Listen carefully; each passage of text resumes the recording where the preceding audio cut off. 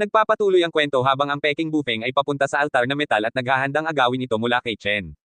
Ang pagbabalik tanaw sa nakaraan ay nagpapakita kung gaano kabilis na nangangako si Sunrong na gagawing proud ang kanyang ama kapag nakatagpo niya ang pamilya ni Tang na matagal na nilang karibal. Ipinapahayag ng ama ng mga bata kung gaano nila ipinagmamalaki ang kanilang mga anak habang ang dalawang bata ay naglalaban sa isang labanan ng kaalaman. Ngunit napakatindi ng kanilang tunggalian dahil ito ay talagang isang digmaan na may kinalaman sa karangalan ng kanilang pamilya. Balik sa kasalukuyan, tinangka ni Sunrong na agawin ang altar ng apoy ng isang aksidente ang naging dahilan upang pigilan siya ng pag-atake ni Haogo. Sa sandaling ito, ang tanging naiisip ni Sunrong ay ang kanyang ama at kung paano hindi kailanman hinahayaang matalo ang kanilang pamilya sa pamilya Tang. Dumating si Tang upang tumulong sa pagtatanggol sa altar ng apoy, at itinuro ni Miss Z kung paano tinangka ni Sunrong na agawin ang altar gamit ang isa sa mga espadang kontrolado niya. Sa kasamaang palad para sa kanya, dapat hawak niya mismo ang espada upang makuha ang altar. Napagtanto ito ni Sunrong at nagtungo sa altar, ngunit ang espiritu ng espada ni Tang ay lumitaw mula sa kung saan at binasag ang isa sa kanyang mga espada. Pinuri siya ni Tang sa kanyang pagsisikap, ngunit itinuro kung gaano kawalang saysay ang kanilang pag-asa na manalo ngayon. Masayang pinuri ni Zhang si Tang sa kung gaano kahusay ang paggana ng kanyang plano, ngunit ipinaliwanag ni Tang na gusto niya ng mas maraming altar upang mapahiya niya si Sunrong sa pamamagitan ng isang napakalaking tagumpay. Dahil dito, napagtanto ni Sunrong ang plano ni Tang na iwanan ang dalawang altar na kanilang kontrolado. Sa ganitong paraan, maaaring kunin ni Bufeng ang mga kontrol sa altar at maaaring tumungo si Bei sa kinaroroonan ni Wang. Tiyak na hindi niya matatalo ang nagbagong anyong si Wang, ngunit babantayan niya ang bawat galaw nito. Kung sakaling umalis siya upang sakupin ang isa pang altar, maaaring sakupin ni Bei ang iniwan ni Wang upang ang anumang gawin niya ay mapawalang bisa. Ginagarantiyahan nito ang tagumpay ni Tang maliban kung makuha ni Sunrong ang altar ng apoy. Hindi lang iyon, dapat ding ipagtanggol ni Chen ang kanyang altar anuman ang mangyari kung gusto nilang manalo. Pagkatapos ay pinanood natin habang sinisimulan ng Peking si Bufeng ang kanyang pag-atake kay Chen. Matalinong iniiwasan ni Chen ang mga pag-atake, alam na hindi niya kailangang lumaban at kailangan lamang niyang pigilan ang altar na maagaw. Kinukot siya ng nakabalat kayong si Liu Ying si Chen dahil sa pagtakbo at mayroon siyang alaala mula sa kanyang pagkabata. Noon pa man ay kinasusuklaman na ng ama ni Chen ang pagiging duwag nito at hindi kailanman nais ni Chen na maging katulad ng kanyang ama. Ikinalungkot ng nagbabalat kayong si Liu Ying kung paano niya hindi magagamit ang kanyang sariling kapangyarihan nang hindi ibinubunyag ang kanyang pagkakakilanlan at limitado lamang sa paggamit ng mga malapitang atake na ginagamit ni Bufeng. Masusing pinagmamasdan ng mga tagamasid at nagsimulang mapagtonto ni na tila nagpipigil si Bufeng sa kung anong dahilan. Napansin ng Peking si Bufeng na ang lugar sa paligid ng altar na metal ay may matutulis na dahon ng metal sa lahat ng dako. Ginamit niya ang mga dahon kasama ang kanyang negatibong kakayahan sa enerhiya upang bumuo ng isang malayong atake na sa wakas ay tumatama kay Chen. Ang isa pang pagtingin sa pagkabata ni Chen ay nagpapakita kung paano niya nagawang ipagtanggol ang kanyang sarili mula sa labis na matinding pagsasanay ng kanyang ama at kung paano ito nakakatulong sa kanya ngayon habang lumalakas ang atake ni Bufeng.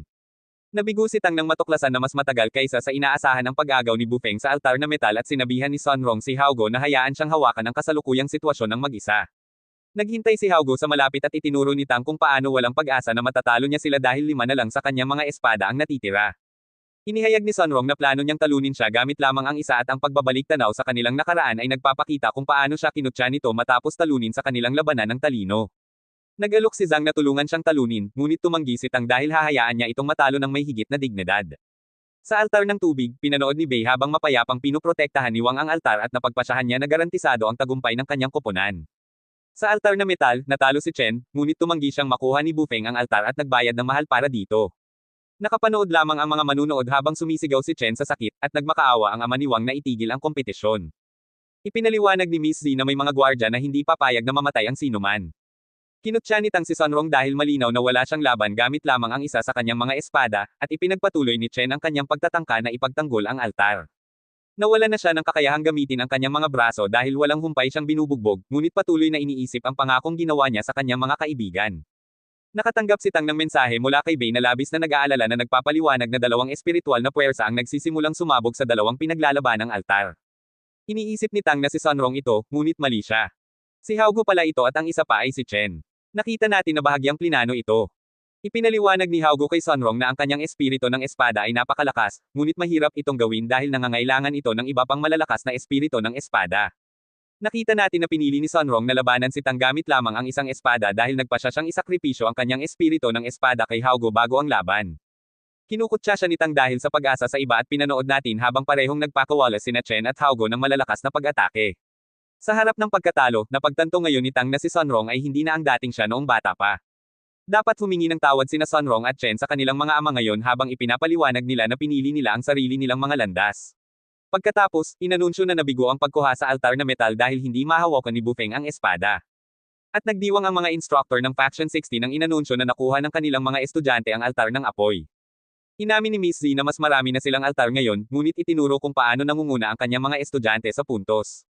Gayunpaman, nagulat siya nang ibalita na ang altar na kahoy ay nasakop na ng Faction 60. Si Wang ang gumawa nito at ang kanyang koponan ngayon ay may hawak na 4 na altar. Namangha si Chen nang makitang perpekto ang tagumpay ng plano ni Sunrong, ngunit napalingon siya sa galit na si Bufeng. Sa wakas ay hinubad ni Liu Ying ang kanyang pagbabalat kayo at nangakong pagbabayaran silang lahat. Pagkatapos ay nakita natin sandali kung kailan napagtanto ni Sunrong na ang pagkuha sa altar ng apoy at pagprotekta sa altar na metal ay hindi sapat.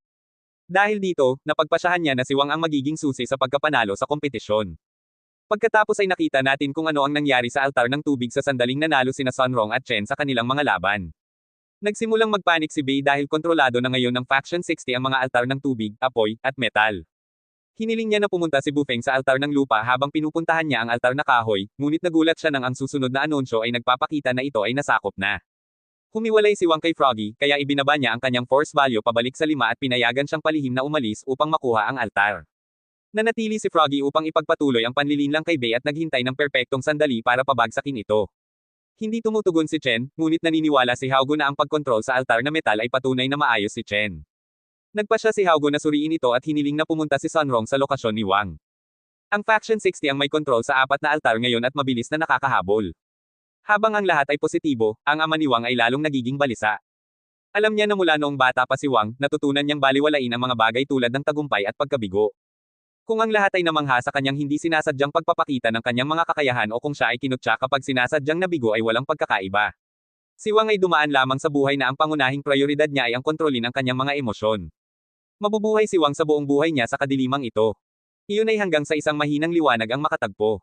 Patuloy na pinipigilan ni Wang ang kanyang mga emosyon, ngunit hindi niya napapansin na ang mahinang liwanag ay unti-unting lumaki at malapit ng mag-apoy. Sa sandaling iyon, dumating si Haogo upang matuklasan na si Chen ay malubhang nasugatan, at nakita natin na pinigilan ni Froggy si Bei. Gayunpaman, kailangan niyang magmadaling umalis dahil hindi siya mapakali sa kalagayan ni Wang. Sa wakas ay nakarating si Wang sa gitnang altar na tuluyang iniwan ng Faction 59 at naghanda na siyang kunin ito. Nagatubili siya at nagsimulang makaramdam ng pabago bagong emosyon ni Wang na hindi pa niya naramdaman noon. Nagsimulang maramdaman ni Wang ang pananabik na manalo sa unang pagkakataon sa kanyang buhay at desperadong sinubukan itong pigilan. Huminga siya ng malalim habang bumibilis ang tibok ng kanyang puso at nagsimula ang 10 segundong countdown para kunin ang altar. Habang pinipigilan ni Wang ang sarili, lalo lang lumalaganap ang kanyang emosyon.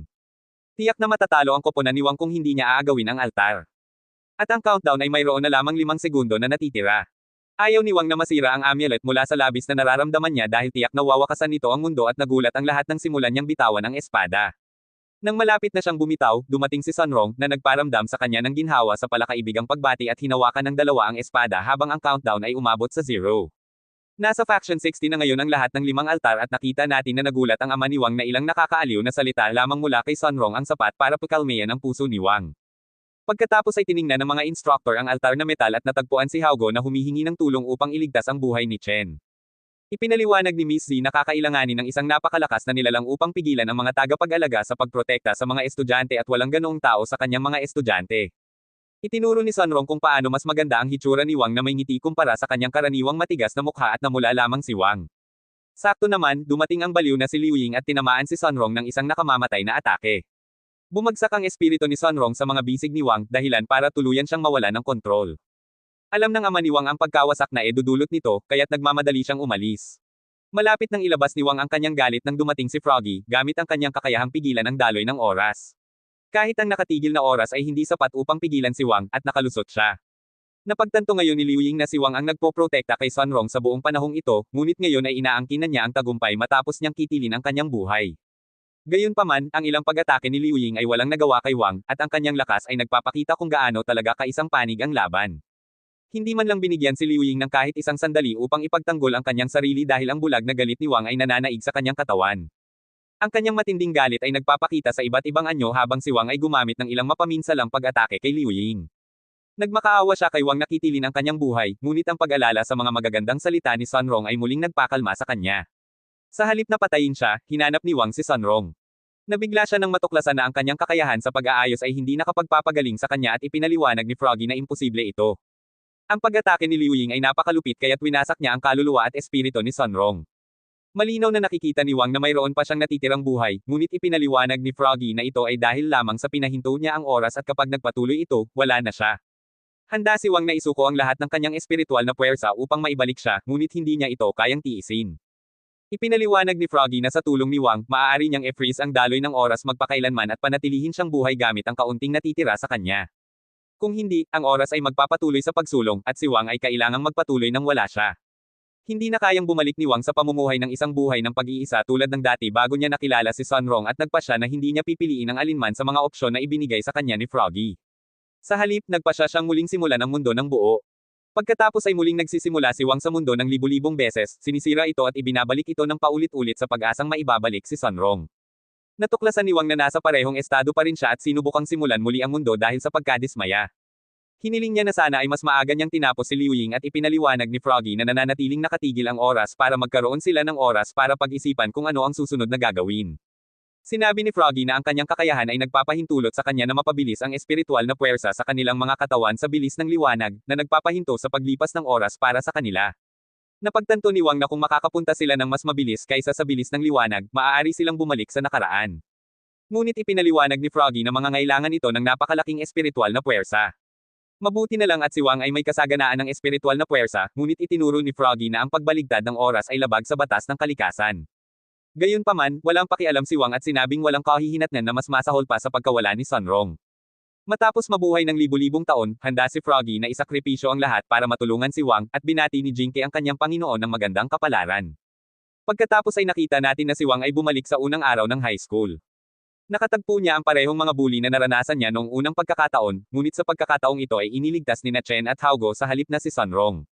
Walang kamalay-malay si Wang sa kawalan ni Sunrong, ngunit paulit-ulit niya itong nakikita. Hinahanap niya ang hindi kilalang tao ngunit natuklasan niyang wala na pala ito roon. Mapayapa ang bagong buhay ni Wang, ngunit nakikita natin na nangyayari ito sa ibang mundo.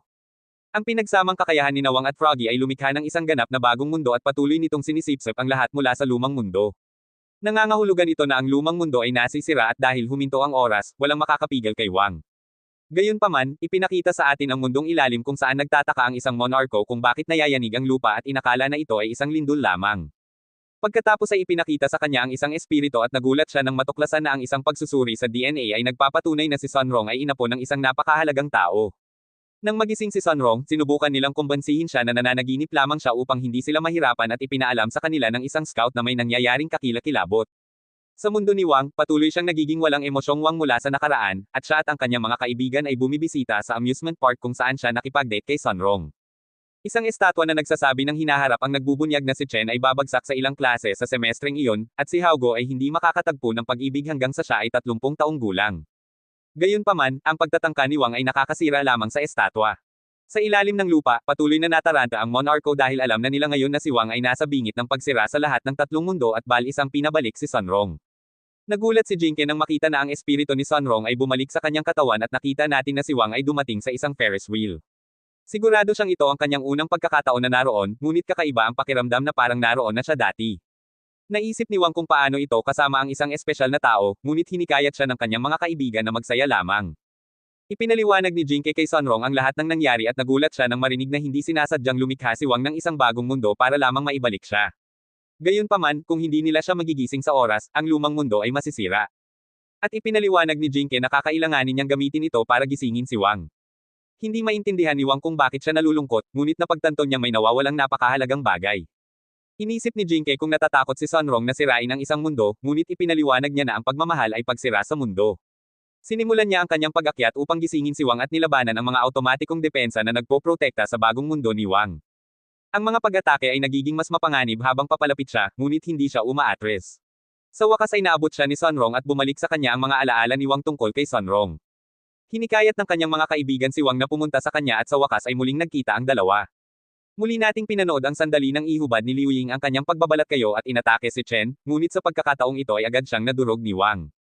Sa pagkakataong ito ay mahinahon niyang kinuha ang altar ng mag-isa at inanunsyo ang Faction 60 na nagwagi.